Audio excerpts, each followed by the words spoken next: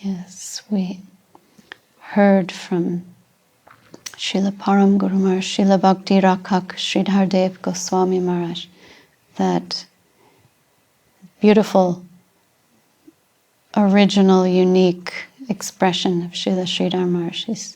He's describing Vrindavan as power dressed in affection and couched in humility.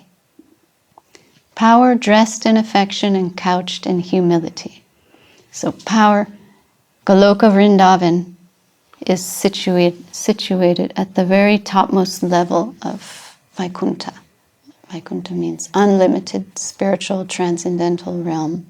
And it's not a geographical location, it's a location within consciousness. It's a plane of existence, existing within consciousness, where we can go through consciousness, through developing subjective devotional consciousness and surrender.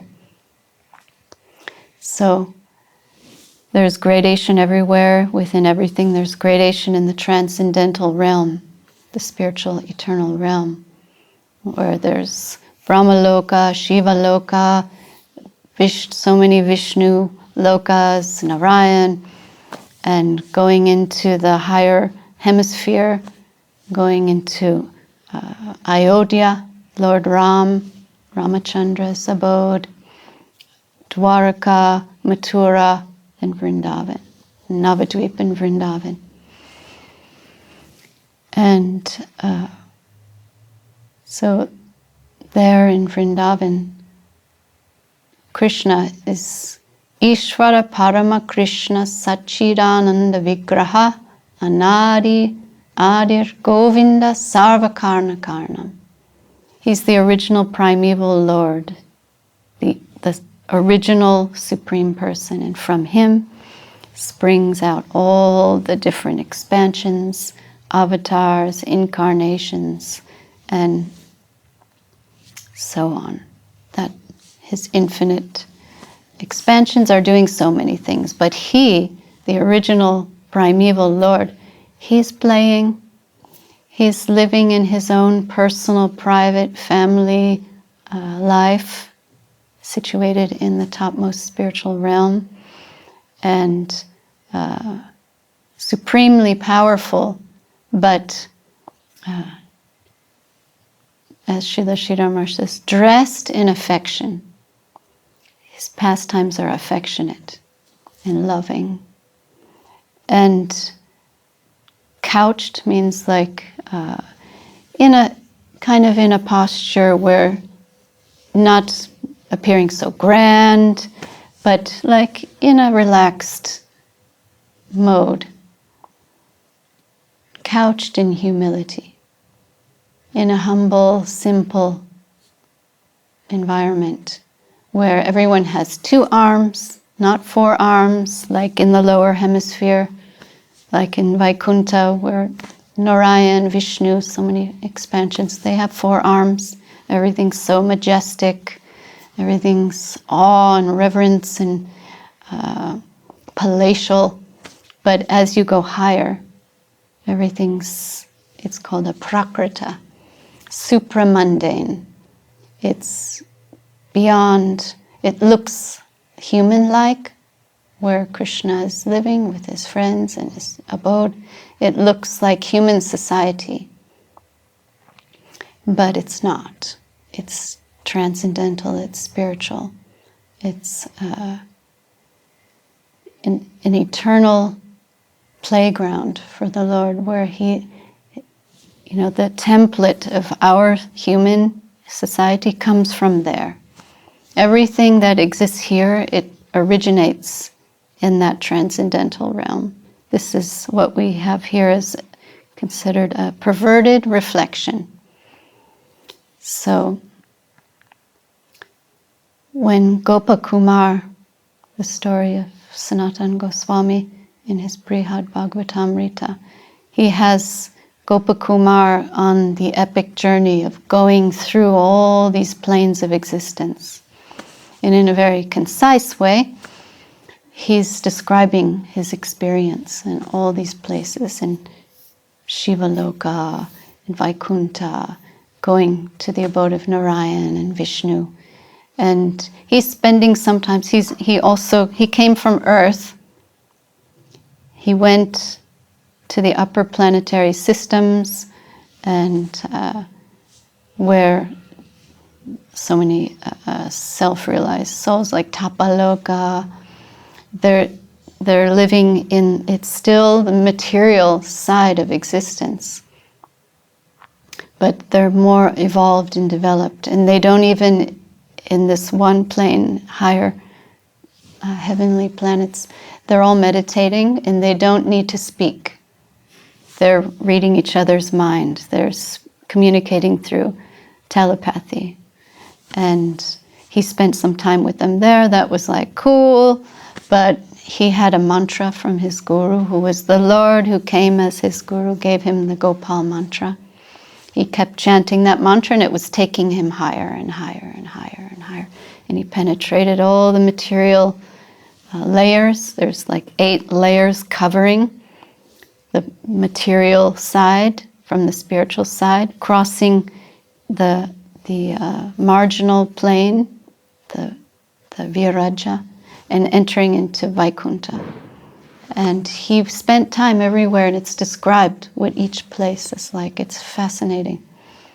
Very concisely described what each plane of existence is like, where Gopakumar went.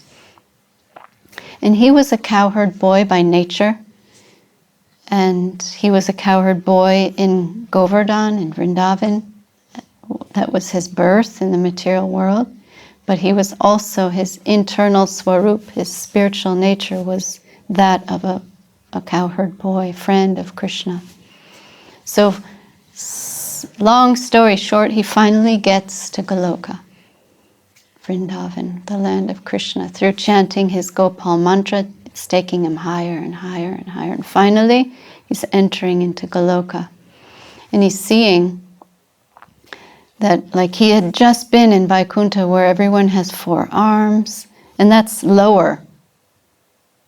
And he's now higher where everyone has 2 arms, and it looks like human life going on.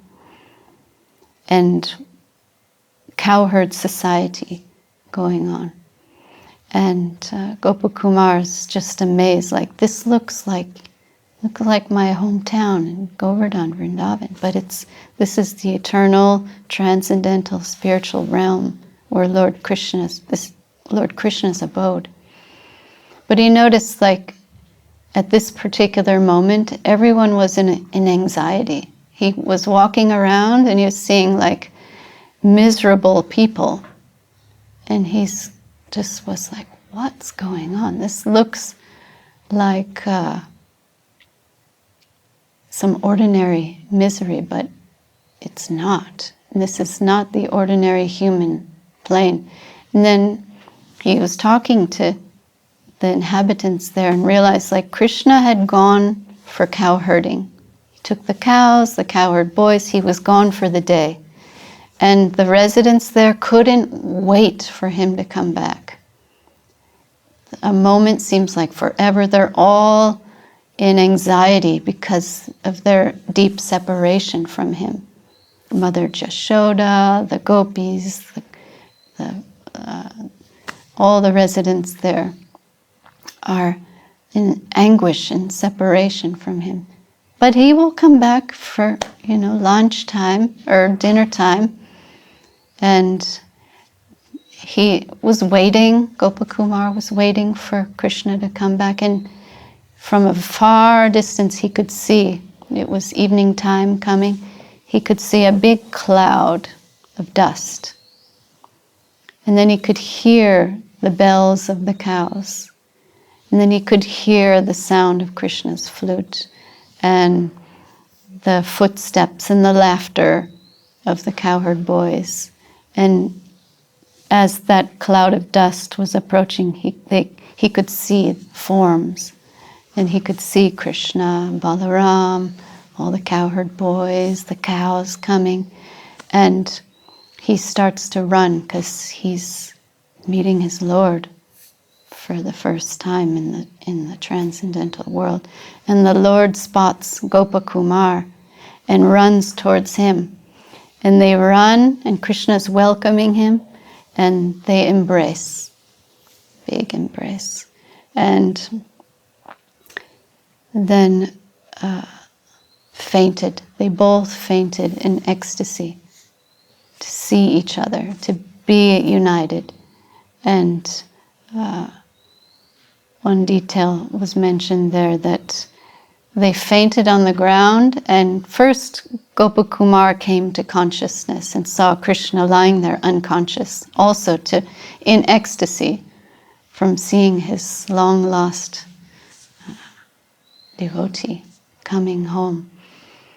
But Krishna's hand was surrounding the neck of Gopakumar and choking him. And Gopakumar's like, "Get your hand off, I can't breathe." And then arousing Krishna, "Wake up." And then Krishna spoke to him like, "How was it possible for you to live without me for all these lifetimes?" And he was saying, "I was there with you through everything. I saw you cry for me, I saw you struggle for me, I was there with you in all your difficulties and troubles, but now you've come back." And in this way, their meeting took place.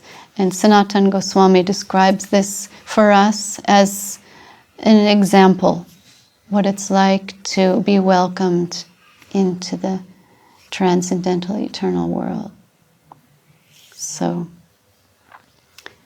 power dressed in affection, couched in humility, the nature of this abode of Lord Krishna.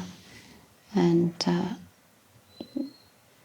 the Brihad Bhagavatamrita really beautifully describes this meeting.